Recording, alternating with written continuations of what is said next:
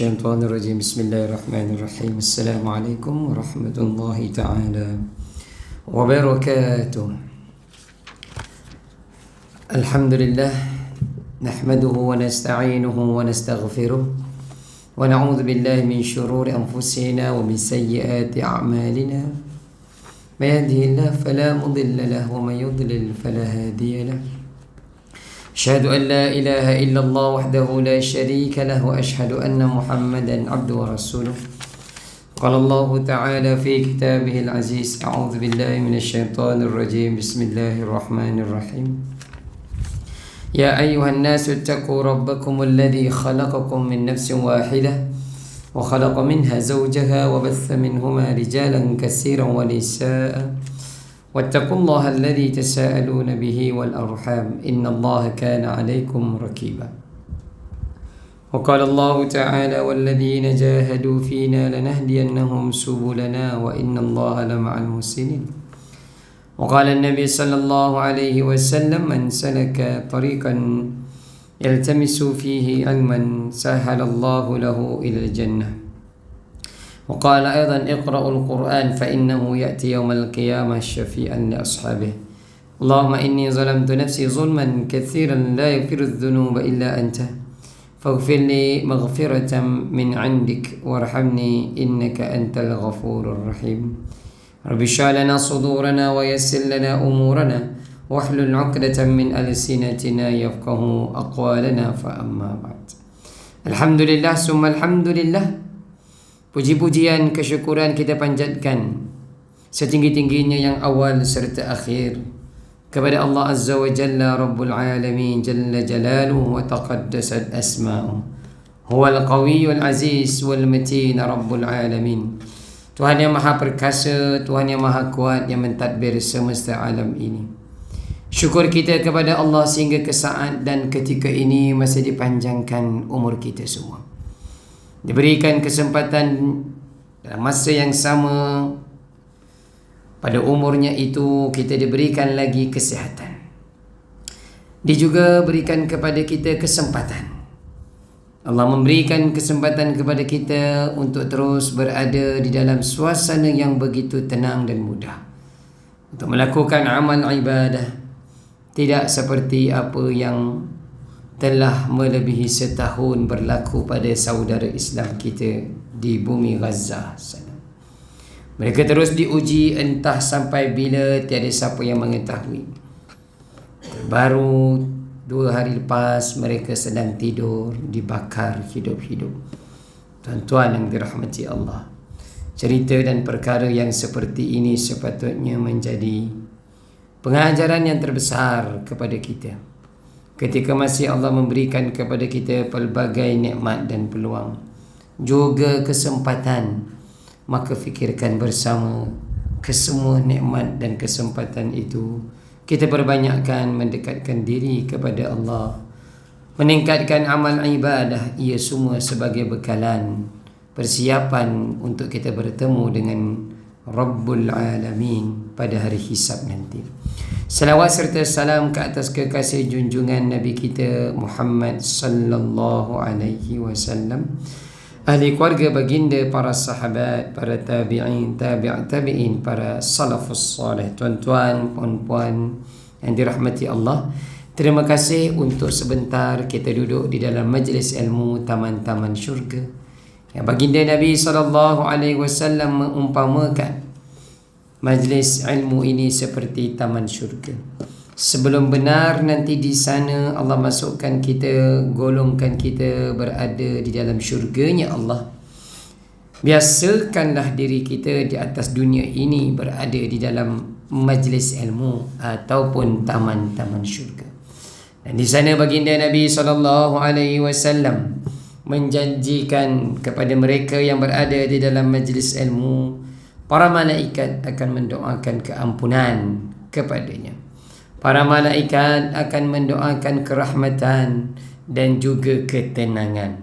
Yang mendoakan itu bukanlah manusia, tetapi makhluk Allah. Namanya adalah malaikat yang disebutkan la ya'sunallaha ma amarahum wa yaf'aluna ma yu'marun. Sama sekali malaikat itu tidak pernah melakukan maksiat, dosa kepada Allah.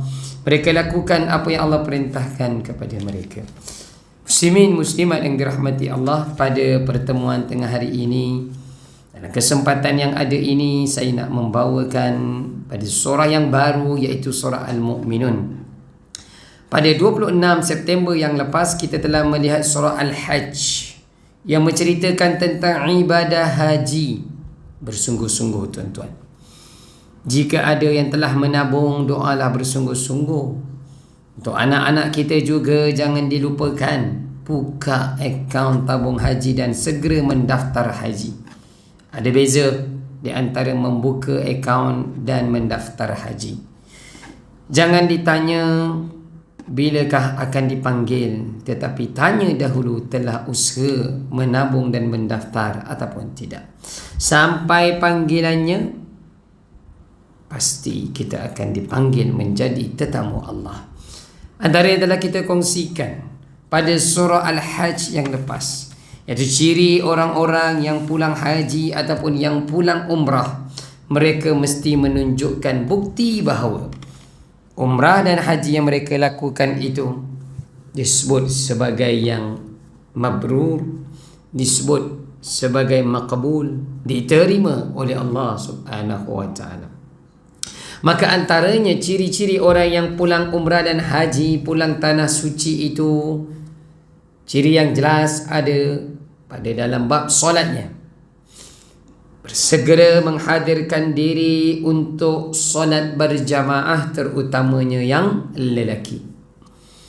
Antara lagi ciri orang yang pulang haji, pulang tanah suci itu mabrur, diterima Allah adalah bukan hanya dijaga solat 5 waktu, tetapi juga solat sunat dan solat malam. Antara lain, kesabaran mereka itu tinggi. Was-sabirina ala ma asabahum. Ayat itu berbunyi seperti itu. Kerana saat kita berada di masyair, di Arafah, Muzdalifah dan Mina, tawaf, sa'i, ramai orang di tempat-tempat tersebut. Jika sekiranya kita tidak sabar di tempat-tempat yang penuh sesak, ramai manusia, pasti ibadah kita ada kecacatan. Kesabaran di sana sebagai latihan pulang ke tanah air, di tempat masing-masing kita nak jadi orang yang bersabar. Dan antara lain ciri orang yang pulang haji itu, pulang tanah suci itu mabrur adalah suka menderma. Disebutkan ayatnya sebagai wa mimma razaqnahum yunfiqun. Setiap hari berfikir infak, bantu ke jalan Allah. Yang dimaknakan dengan infak itu bukanlah semestinya harta, wang, material.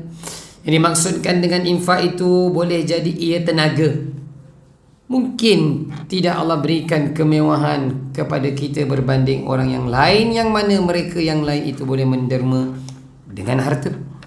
Tetapi boleh jadi Allah berikan kita tenaga. Boleh jadi juga Allah berikan kita idea yang bernas, bantu agama Allah. Ia juga dikira sebagai infak ke jalan Allah. Contoh yang dirahmati Allah, itulah yang kita kongsikan antaranya. Dan antara lain merujuk pada ayat yang pertama surah Al-Hajj itu, cerita tentang hari kiamat. Kerana apa kaitan hari kiamat dengan surah Al-Hajj? Kerana hari kiamat yang sebenarnya nanti, tidak ada seorang pun yang teringat tentang orang yang disayanginya. Tuan-tuan, kita tak ingat tentang pasangan kita, anak-anak, ibu bapa kita. Yang kita duk fikir, duk risau adalah tentang selamat ataupun tidak kita ni. Amalan yang kita bawa itu nanti menyelamatkan kita ataupun tidak. Itu saja yang kita fikir. Dan keadaan yang sama juga ketika orang-orang yang sedang melakukan ibadah haji juga memikirkan tentang dirinya sendiri, terutamanya saat berada di Arafah, Muzdalifah dan Mina, tempat terhad, sempit. Pada satu masa yang sama kena berada di tempat seperti itu, fikir tentang diri sendiri. Ketika melakukan haji seperti itu, apatah lagi nanti saat kita semua berada di mahsyar Allah, memikirkan tentang diri sendiri. Baik, itu antara yang telah kita kongsikan pada pertemuan 26 September yang lepas. Sebelum kita terlupa, terus berdoa kepada Allah agar hujan yang turun yang membasahi Kuala Lumpur pada hari ini, ia merupakan rahmat, bukan ujian. Allahumma sayyiban nafi'an, Allahumma sayyiban nafi'an. Bagi yang terkesan dan diuji, mudah-mudahan mereka tabah dan digantikan dengan yang lebih baik. Tuan-tuan yang dirahmati Allah, kita pergi melihat beberapa ayat di dalam surah Al-Mu'minun pada tengah hari ini, insya-Allah. Surah Al-Mu'minun terjemahannya adalah golongan yang beriman ataupun orang-orang yang beriman. Surah ini menceritakan tentang sifat orang-orang yang beriman. Untuk di awal ini, pastikan kita kena jelas, tuan-tuan. Sangat berbeza ya di antara orang Islam dan orang yang beriman. Sangat berbeza. Pastinya tidak sama. Kerana orang Islam itu ramai. Baginda Nabi SAW pernah mengingatkan, menyebutkan di dalam hadis, umatku di akhir zaman, mereka itu ramai, banyak, lebih banyak daripada buih di lautan ataupun di pantai.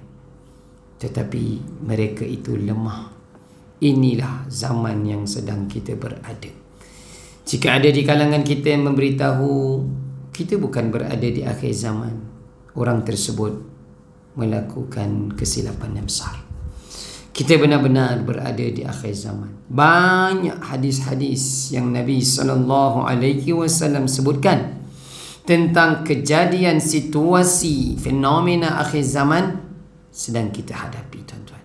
Sangat-sangat banyak.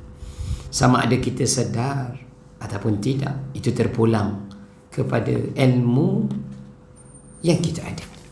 Jika sekiranya kita terus membaca hadis dan mendengar, mengkaji serta ingin mengetahui, kita akan nampak benar-benar kita berada di akhir zaman. Fitnah Dajjal memang sedang berleluasa. Maka rugi jika kita meninggalkan bacaan Al-Kahfi. Maka rugi kita jika kita membiarkan diri kita kurang dalam berzikir, bertasbih, ingat Allah, maka kita berada dalam kerugian. Maknanya kita tidak sedar kita sedang berada di alam yang Nabi SAW sebutkan, di zaman yang Nabi sebutkan, iaitu di akhir zaman. Jadi ada beza di antara orang Islam dan orang yang beriman. Di dalam Al-Quran, sama sekali Allah tidak pernah memanggil wahai sekalian orang-orang Islam, tetapi Allah memanggil wahai sekalian orang-orang yang beriman. Ataupun ringkas sedikit, wahai orang-orang yang beriman. Wahai orang-orang kafir, itu sekali. Wahai orang-orang yang beriman tadi kurang lebih 86 kali di dalam Al-Quran. Dan satu lagi bentuk adalah wahai sekalian manusia. Tuan-tuan yang dirahmati Allah, nak beritahu kepada kita, jika tidak kita memilih iman, na'udzubillah, kita takut kita termasuk di kalangan orang-orang yang hanya sekadar Islam pada nama, tetapi pelaksanaannya tidak dilakukan dengan sebaik mungkin. Tuan-tuan, surah Al-Mu'minun ini ceritanya berada daripada ayat yang pertama membawa sehingga pada ayat yang ke-11. Ciri-ciri orang-orang yang beriman, ranking yang teratas. Maknanya orang-orang yang beriman tu pun dia ada level tingkatan-tingkatannya. Mudah-mudahan sempat saya menghabiskan ayat 1 sehingga ayat yang ke-11. Mari kita lihat apakah ciri-ciri yang Allah susun. Dia disusun mengikut tingkatan demi tingkatan dan kita kena laksanakan satu demi satu. Dan untuk pengetahuan, kesemua ayat dari ayat 1 sehingga ayat yang ke-10 ataupun ayat 9, ia merupakan praktikal kita setiap hari. Setiap hari kena selesai perkara ini. A'udzubillahi minasyaitonirrajim. Bismillahirrahmanirrahim.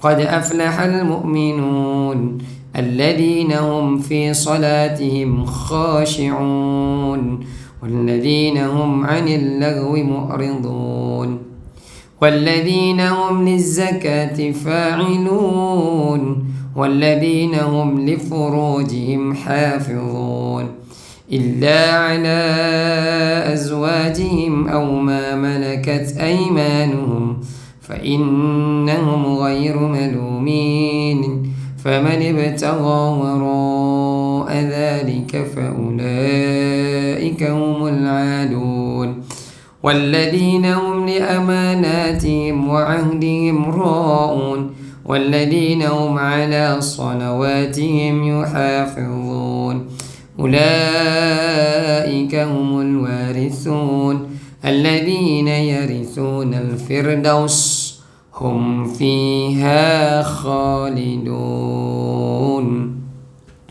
Sesungguhnya beruntunglah orang-orang yang beriman. Siapakah orang yang beriman itu? Pertama, orang yang khusyuk di dalam solatnya. Kedua, orang yang menjauhkan diri daripada perbuatan dan perkataan yang tidak berguna, lagha. Ketiga, orang-orang yang menunaikan zakat. Keempat, orang-orang yang memelihara kemaluannya kecuali terhadap isteri-isteri mereka atau hamba sahaya yang mereka miliki, maka sesungguhnya mereka tidak tercela. Tetapi barang siapa yang mencari di sebalik itu, yakni melakukan zina dan sebagainya, mereka itulah orang-orang yang melampaui batas. Kelima, dan sesungguhnya beruntunglah orang-orang yang memelihara amanah-amanah dan janji-janjinya. Keenam, orang-orang yang memelihara solatnya. Mereka itulah orang-orang yang akan mewarisi apa dia? Yakni yang akan mewarisi syurga Firdaus, Jannatul A'la, syurga yang paling tertinggi, dan mereka kekal di dalamnya. Hadirin muslimin muslimat yang dirahmati Allah, daripada ayat 1 sehingga ayat yang ke-10 kita nampak dengan jelas 6 ciri orang-orang yang beriman, yang level imannya itu adalah aflah, paling beruntung. Kemudian pada ayat yang ke-10 dan ke-11 kita nampak Allah beritahu, jika kita benar-benar berusaha selesaikan setiap hari, ataupun bukan hanya sekadar setiap hari, yalah seperti zakat, mana ada setiap hari, selesaikan semua perkara di atas, ke-6 perkara di atas itu, Allah janji Allah akan berikan kita, masukkan kita ke dalam syurga yang paling tertinggi tingkatannya, syurga Firdaus. Riah nama anaknya Firdaus macam nama kita. Tetapi bila disebutkan senanglah baca terjemahan macam ni, senang. Yang menjadi susahnya, yang perlukan kesungguhan dan mujahadahnya adalah ketika nak mengamalkan. Kita pergi pada perkara yang pertama, tuan-tuan. Tapi sebelum pergi pada perkara pertama tu, iaitu pada ayat yang kedua itu, sikit kita faham makna ayat yang pertama macam ini. Allah Subhanahu wa ta'ala menyebut, berfirman di dalam ayat yang pertama surah ini dengan digabungkan kalimah qad dan aflah. Di dalam bahasa Arab, bila mana fa'al itu adalah fa'al madhi digabungkan dengan qad, kalau kita nampak di situ, ia membawa makna sesungguhnya. Terjemahan. Jika fa'al itu mudhari', present tense and continuous tense, ia membawa makna terkadang-kadang. Boleh jadi gini hari ini, besok jadi yang lain, terkadang-kadang, kata Piramlian. Tetapi bila aflah itu fa'al madhi, sebelumnya ada qad, ia membawa makna serius, benar-benar confirm. Apa yang benar, apa yang confirm, apa yang pasti pada ayat yang pertama ni, iaitu orang-orang yang benar-benar beriman, jika nak pergi pada level yang tertinggi, dia kena selesaikan ayat 2, 3 sampai ayat yang ke-9. Allah janji, tuan-tuan yang dirahmati Allah, iman ini boleh bertambah dan boleh berkurang. Itu yang Allah sebutkan di awal surah Al-Anfal. Zadatuhum imanan wa ala rabbihim yatawakkalun. Pada ayat yang kedua, ketiga di dalam surah Al-Anfal itu. Siapa yang menguruskan iman kita ini bertambah dan berkurang? Kita sendiri. Kita sendiri yang menguruskan iman itu bertambah. Yang menjadi masalahnya, kita tak boleh nampak. Macam phone kita tu kan, bila dia bertambah, bila kita cas, baterinya bertambah. Banyak kita guna, berkurang. Jauh daripada menara telco, berkurang dia punya 5G jadi 4G, jadi 3G, jadi E dah pula. Ketika kita jauh daripada menara telco tu. Tapi maksud saya kita nampak. Bila kurang, kita usaha cas, balik dia. Bila kurang bar dia tu, coverage tak kuat, kita dekat balik, tambah balik dia. Nampak tak ada masalah lah. Sekarang ini bagaimana nak tahu iman tu bertambah dan berkurang? Ada tak dinampakkan di dahi kita? Tak nampak. Tetapi kelihatan orang-orang yang beriman itu boleh dilihat dengan cara dia bermuamalah sesama manusia, dengan cara bagaimana dia menguruskan urusan dunia. Orang suka berkawan dengan dia. Orang jumpa dia tenang lah. Jenis tak cari hal dengan orang. Jadi orang-orang yang beriman itu juga Allah sebut di dalam surah Ar-Ra'd yang lepas, hatinya tenang tenteram. Disebutkan alladzina amanu wa tatma'innu qulubuhum bi dzikrillah. Alladzina amanu, ayat 28 surah Ar-Ra'd. Orang-orang yang beriman, hati mereka itu tenang tenteram dengan sebab zikrullah, ingat Allah. Baik, itu ayat yang pertama surah Al-Mu'minun. Kita pergi pada ayat yang kedua. Allah minta langkah yang pertama jika nak kita digolongkan berada pada ayat yang pertama tadi.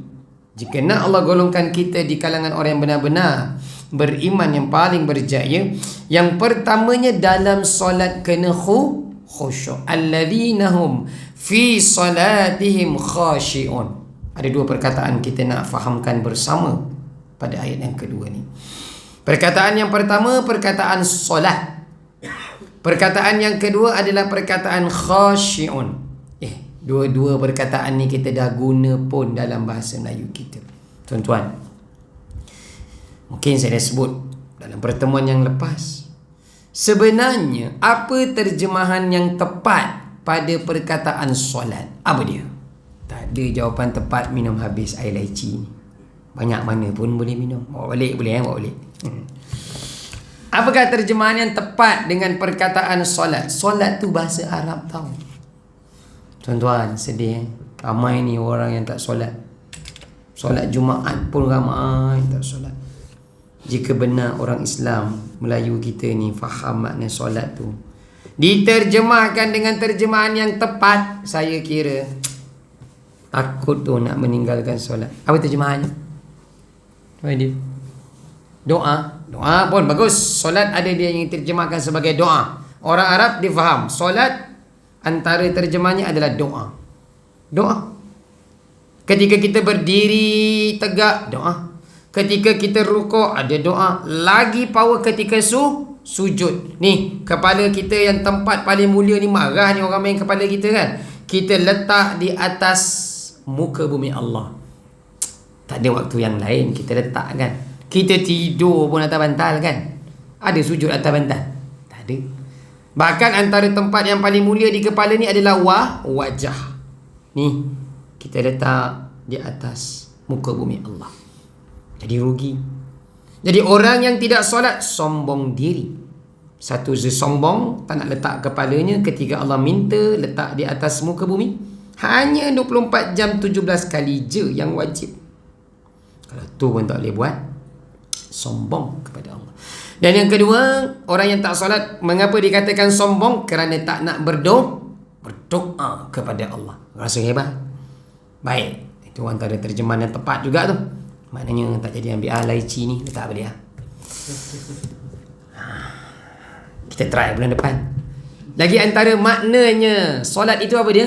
Kan bila kita dengar azan dalam televisyen kan, hayya ala solat, apa yang dekat skrin tu dia terjemah dah? Mari bersembahyang kan. tepat sebenarnya. Baik tuan-tuan, bila kita buka kamus, makna solat ini dia terjemah 3. Tadi 1 doa, lagi 2 terjemahannya adalah menghubungkan. Jadi orang yang solat, dia tahu bila tiba Allah panggil, itu adalah waktu dia kena hubungkan dirinya dengan Allah Azza wa Jalla. Disebutkan sebagai innas solata kanat 'alal mu'minina kitaban mawquta. Itu yang waktu yang merah tu kan, digital tu. Ada sebab kenapa zuhur waktunya itu, asar, maghrib, subuh. Ada sebab kenapa Nabi selalu ulang solat di awal waktu. Kerana ketika itu, kalau nak dikaji dalam sudut psikologi, sains manusia, psikologi ni, time waktu tu zuhur, asar, maghrib, isyak, subuh tu solat di awal waktu, confirm hubungan kita dengan Allah ketika itu. Ni makna yang kedua tadi, hati, diri, jiwa kita berada pada connection yang paling tepat antara kita dengan Allah. Tuan-tuan, bos kata kat kita, tolong datang mari jumpa saya jam 3 petang. Berani tak kita kata 3:30 boleh tak bos? Tak boleh ya. Sebab apa dia? Nanti dia ada urusan lain. Bos kita mungkin ada meeting lain. Mungkin dia kena outstation keluar 3 suku 3:20. Tapi dia kata jam 3 ni mari datang jumpa saya. Ini mungkin 5-10 minit. Ini penting ni. Kita punya selamba bagi tahu 3:30 boleh tak bos? Apa jadi lepas tu? Problem lah kita nanti kan. Maka ketika Allah memanggil kita, dan dia juga Allah adalah yang menciptakan bos kita, sepatutnya jauh lebih cepat dan bersegera untuk kita melakukan connection dalam bahasa Inggeris. Dalam bahasa Arab tadi apa dia?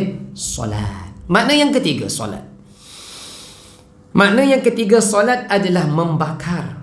Itulah antara makna dalam ayat Al-Quran, innas solata tanha 'anil fahsya'i wal munkar. Sesungguhnya solat itu boleh mencegah perkara fahsyat dan munkar. Bagaimana solat ya boleh mencegah perkara fahsyat dan munkar? Terjemahkan. Jadi makna yang ketiga dalam kamus Arab, solat makna yang ketiga adalah membakar. Bakar apa ni? Membakar bisikan syaitan yang cuba membara dalam diri kita, yang cuba dibisikkan kepada kita tu, ajakan-ajakan kawan ke arah yang tak baik tu. Ni yang kita nak kena bakar agar dia musnah, menjadi abu, hilang dalam diri kita. Bila mana tidak solat, maknanya tak ada bahan bakar untuk kita nak bakar bisikan-bisikan yang jahat. Senang dan mudah. Semua itu akan menguasai diri kita. Maka tuan-tuan, jangan ditanya. Habis tu ada je orang yang saya nampak solat Ustaz, tetap juga buat maksiat, tak tutup aurat dengan sempurna, ambil hak orang. Nampak dia solat, kadang-kadang lebih awal dari saya berjemaah Ustaz. Kata tadi solat mencegah perkara fahsyat dan munkar. Macam mana nak jawab? Pergi tanya kepada soalan yang lain. Solat itu dilakukan hanya membawa jasad ataupun bersamanya rohani, menjiwai bacaan di dalam solat. Benda ni biasalah saya sebut, dan ataupun di tempat-tempat yang lain, ataupun rakan-rakan yang lain mungkin pernah peringatkan kita. Tuan-tuan, ketika dinamakan tadi makna yang kedua, connection, hubungan kita dengan Allah, maka saat mengangkat takbir Allahu Akbar sampai memberi salam, pastikan connection, coverage itu hanya kerana Allah. Yang kita takuti, yang saya maksudkan adalah ketika kita mengangkat takbir, tiba-tiba ingatan kita, minda dan fikiran kita masih fikir urusan kerja, masih fikir urusan keluarga. Lepas ni apa nak buat? Jasad ia bergerak, rukuk, sujud, bibir ya subhana rabbiyal azimi wa bihamdi, tapi kita fahami, menjiwai ataupun tidak. Ini persoalan yang penting. Jadi solat itu tadi kalimah yang pertama, perkataan pertama dalam ayat yang kedua. Perkataan yang kedua, perkataan yang pertama tadi solat. Perkataan yang kedua dalam ayat yang kedua ni apa dia? Khusyuk. Jadi orang-orang yang berada di Bukit Star ini, Bukit Bintang ni kan, Bintang Walk ni kan, Apakah yang dia terjemahkan dengan khusyuk tu? Kalau dalam Al-Quran saya pegang ni, dia masih tak terjemah lagi. Dia kata apa dia? Iaitu orang yang khusyuk dalam solat.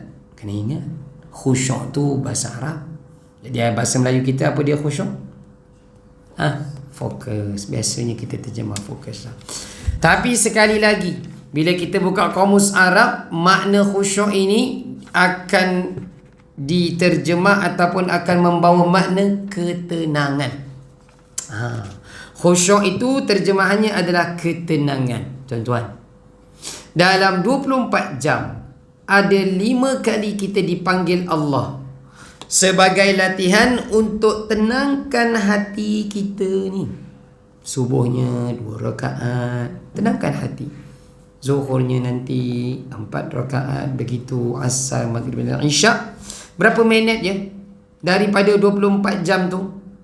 Mungkin sekitar, kalau subuh 15 minit, zuhur 15 minit, 15 darab 5. Berapa kali sahaja pun latihan dalam sehari untuk kita usaha tenangkan hati. Dan kesan hati yang tenang itulah akan ditunjukkan oleh panca indera kita, tingkah laku kita. Tuan-tuan, selamatlah solat ni tinggal 5 waktu yang asalnya adalah 50 waktu. Terima kasih sangat kita kepada Nabi Musa alaihi salam, yang Nabi Musa menghalang Nabi kita sallallahu alaihi wasallam dalam peristiwa Isra dan Mi'raj. Tak boleh mat, naik balik. Apa cerita? 50 waktu ni kalau diwajibkan ke atas umatmu, Tuhan badan macam Firdaus, Tuhan cohet dia kan. Dah lah umur pendek, kecil pula badan dia kan. Nak solat 50 waktu, minta maaf, kata Nabi Musa, naik balik. Nabi kita naik balik, tuan-tuan. Turun kali yang kedua, dihalang lagi oleh Nabi Musa. Naik lagi tak boleh. Yang tinggal 5 tu pun Nabi Musa tahan lagi, tuan-tuan. Tapi yang terakhir itu apa kata Nabi kita? Sudah, sesungguhnya aku malu kepada Tuhanku. Tuan-tuan, benar kata Nabi Musa ni, tak apa, balik pulang ke bumi lah. Tetapi nanti yakin sangat aku ni, kata Nabi Musa, umatmu yang 17 rakaat itu pun akan bermasalah. Masalah tak hari ni? Koki semua. Tuan-tuan, ramai yang tidak solat ya. Pantaulah anak-anak dan keluarga kita. Takut ni. Kerana yang nombor 1 sebelum pergi ayat 3, 4 ni, selesaikan bab solat. Jika selesai bab solat, faham makna solat tadi doa, makna tadi solat menghubungkan, dan juga tadi makna solat tadi apa dia membakar. Dalam solat itu kejar khusyuk, maknanya tadi tenteram, hati tenang, tenteram. Pergi ayat 3, 4, 5, 6, 7 ni semua akan jadi mudah dan senang lancar. Dia senang je, tuan-tuan. Mari datanglah masalah macam mana sekalipun, dalam rumah tangga, dalam adik-beradik, dalam kerjaya, sebut je apa masalah.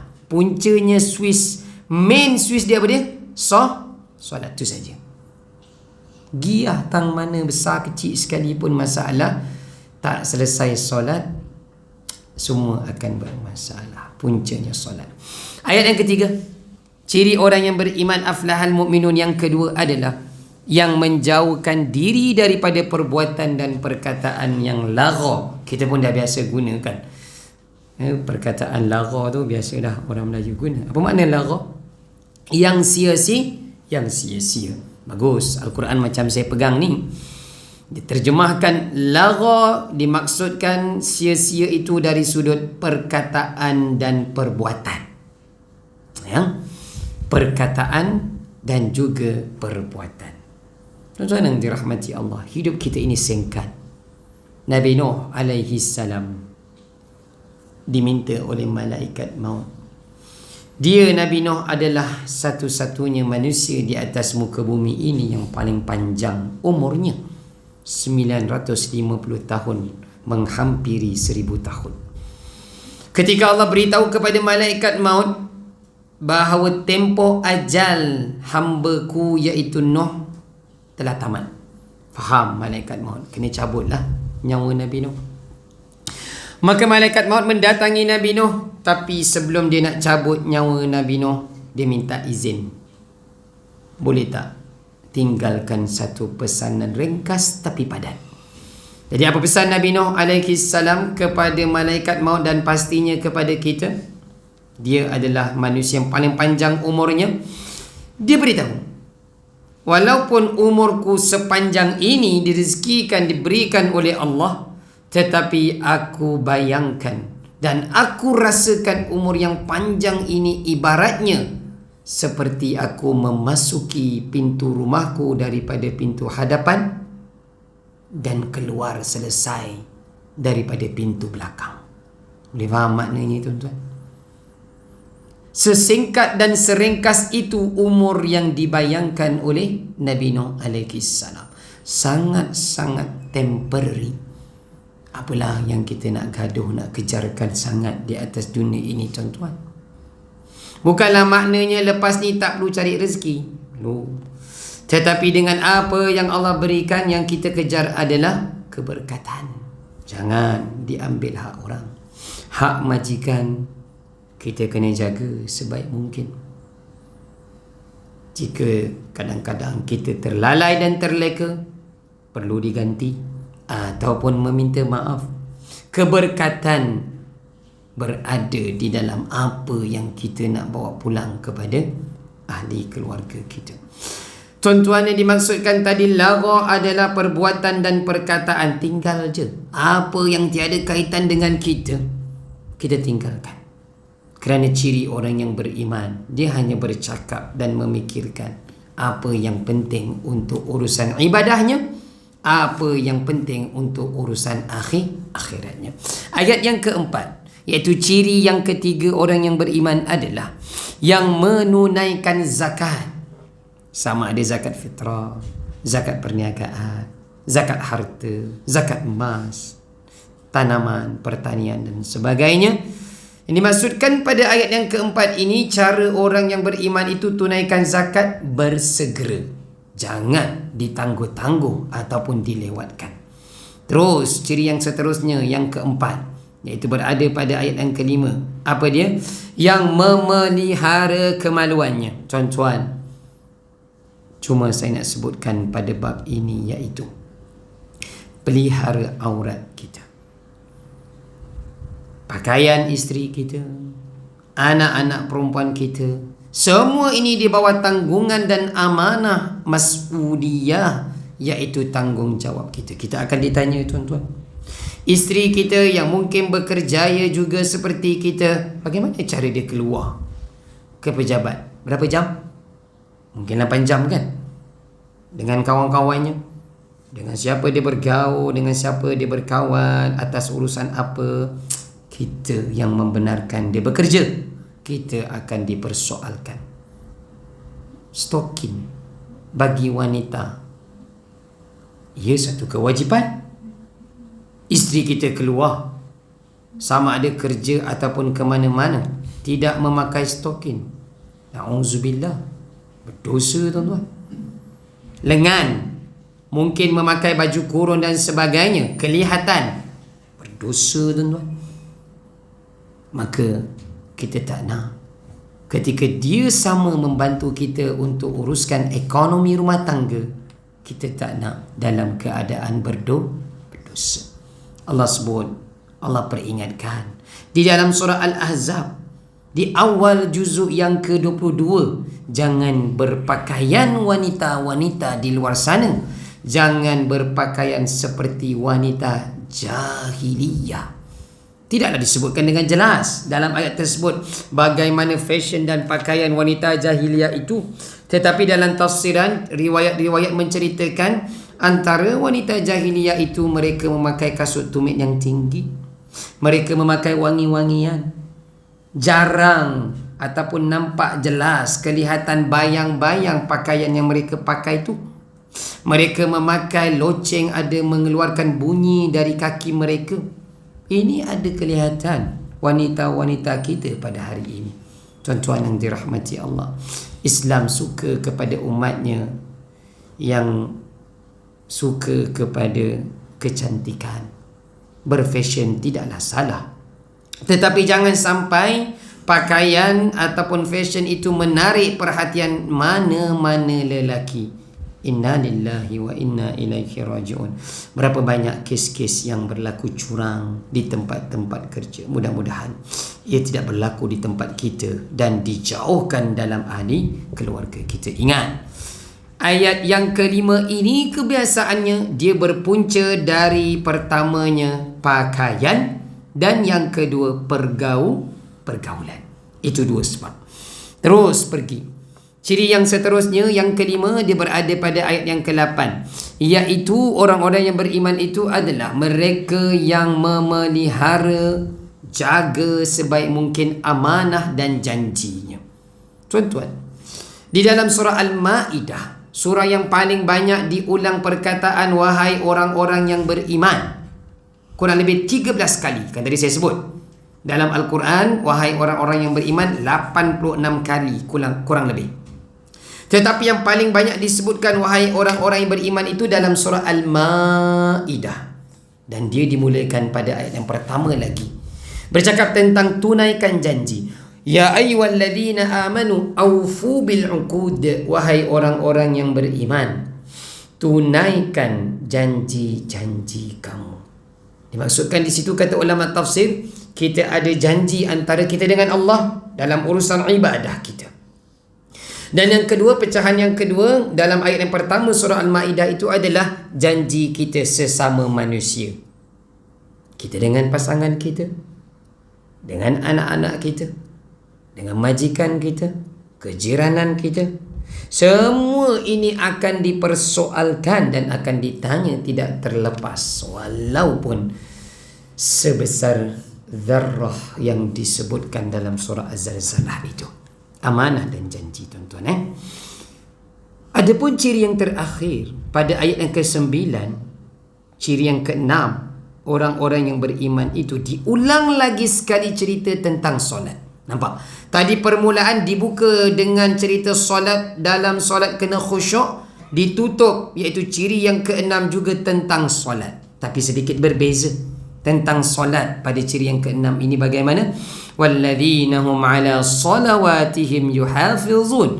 Orang-orang yang beriman itu dia memelihara solatnya. Tadi dalam solat kena khusyuk, sekarang memelihara solatnya. Bagaimana boleh kita faham ciri yang ke-6 ini? Maknanya memelihara ni lagi agak luas. Cerita tentang pelihara solat dari sudut pakaian kita. Cerita tentang solat bermula, nak kata pelihara solat ini bermula daripada mengambil wuduk kita. Adakah hanya sekadar sentuhan air ataupun mesti diratakan dan disapu? Tuan-tuan yang dirahmati Allah, juga yang dimaksudkan dengan memelihara solat dalam ayat yang ke-9 ini, tadi saya dah sentuh, bermula daripada bacaan takbir sehingga memberi salam. Kita usaha untuk memahaminya dengan sebenar-benarnya. Tuan-tuan yang dirahmati Allah Subhanahu wa taala sekalian. Yuhafizun, Allah maksudkan juga antaranya adalah kita menjaga solat di awal waktu. Bagi yang lelaki, saya tekankan sekali lagi, mari sama-sama kita berusaha untuk jaga solat berjamaah. Tak kiralah sama ada di pejabat ini sempat zuhur dan asar, nanti di rumah kita subuh, maghrib dan isyak. Kalau bukan kita yang memenuhkan ruang-ruang soft itu, siapa lagi? Pasti kita, tidak ada yang lain. Tuan-tuan yang dirahmati Allah, terutamanya solat isyak dan subuh banyak ganjaran ya, yang Nabi SAW sebut bagi mereka yang menjaga solat berjamaah isyak dan subuh. Jika sekiranya mereka mengetahui ganjarannya itu, antara Nabi sebutkan adalah pasti mereka akan datang dalam keadaan merangkak. Oh, dahsyat tu tuan-tuan. Tinggal lagi kita tak nampak aje. Dan mereka yang menjaga berjamaah isyak dan subuh itu umpamanya mereka beribadah sepanjang malam. Tak larat kita 6-7 jam nak beribadah, nak berdiri panjang tu. Tetapi jika kita menjaga isyak dan subuhnya itu berjamaah, dapat pahala seperti beribadah sepanjang malam. Janji Allah, jika 6 perkara di atas diselesaikan dengan bersungguh-sungguh, tidak culas, berserta dengan kefahaman yang tepat, Allah janji apa dia? Ulaika humul warithun alladzina yarisunal firdaus hum fiha khalidun. Mereka itulah orang-orang yang akan mewarisi, yakni mewarisi syurga yang paling tertinggi, Jannatul Firdaus, dan mereka itu akan kekal selama-lama di dalamnya. Tuan-tuan, semua mengimpikan tempat yang terbaik kan di atas dunia ni. Naik kapal terbang pun nak tempat yang paling terbaik, nak mandi sungai pun nak tempat yang terbaik. Banyaklah perkara kan. Kalau boleh kita nak tempat yang paling terbaik. Adapun pengakhiran kita nanti iaitu di syurga Allah, walaupun Jannatul Naim, Jannatul Aden, syurga Naim, syurga Aden, itu pun hebat. Tetapi yang paling tertinggi itu Jannatul Firdaus. Pastikan selesai 6 perkara di atas. Tuan-tuan yang dirahmati Allah, antara lain yang sempat mungkin kita kongsikan dalam minit yang terakhir ini, Allah sebut di penghujung ayat yang terakhir, Allah pesan kepada Nabi kita sallallahu alaihi wasallam, dan pastinya kepada kita, wa qur rabbighfir warham wa anta khairur rahimin. Sering kita berdoa dengan perkataan ini, ya Tuhanku, berilah keampunan dan berilah kerahmatan kepada aku, Engkaulah pemberi rahmat yang terbaik. Apa yang kita harapkan di penghujung pengakhiran hidup kita ini, tuan-tuan, agar Allah ampunkan dosa kita. 40 tahun, 50 tahun di atas dunia ni, pasti tak terlepas daripada melakukan kesilapan. Kita mohon agar Allah ampunkan dosa-dosa kesalahan kita dan diberikan rahmat. Rahmat itu merupakan tiket terpenting untuk kita masuk ke syurga Allah Subhanahu wa taala. Keampunan dan kerahmatan tidak datang tiba-tiba setelah kita doa. Dia mesti dibuktikan dengan 6 perkara di awal surah Al-Mu'minun itu. Berdoa sahaja. Berdoa sahaja dan semata-mata berdoa tidak cukup. Dia mesti dibuktikan dengan tindakan apa yang kita persembahkan kepada Allah Subhanahu wa taala. Itulah juga yang dimaknakan dengan iyyaka na'budu wa iyyaka nasta'in. Lakukan ibadah terlebih dahulu banyak kepada Allah, kemudian nasta'in, mohonlah apa sahaja yang kita ingin mohonkan. Stepnya ibadah dahulu, kemudian permohonan. Itu yang sempat mungkin kita kongsikan pada tengah hari ini, tuan-tuan, dalam surah Al-Mu'minun. Mudah-mudahan ia sebagai peringatan kepada kita, kejar, berusaha, bersungguh-sungguh jadi orang yang beriman, panjang umur, murah rezeki. Kita bertemu lagi pada surah yang akan datang, iaitu An-Nur, membawa makna cahaya. Orang yang beriman, dia bukan hanya inginkan cahaya di atas dunia, tetapi juga mengimpikan nanti di alam barzakh, dan jauh lebih penting adalah cahaya ketika berada di mahsyar Allah Subhanahu wa taala. Terima kasih atas kehadiran dan perhatian. Mohon maaf di atas kekurangan terkasar bahasa. Aqulu qawli hadza wa astaghfirullahal azim li wa lakum. Assalamualaikum warahmatullahi taala wabarakatuh.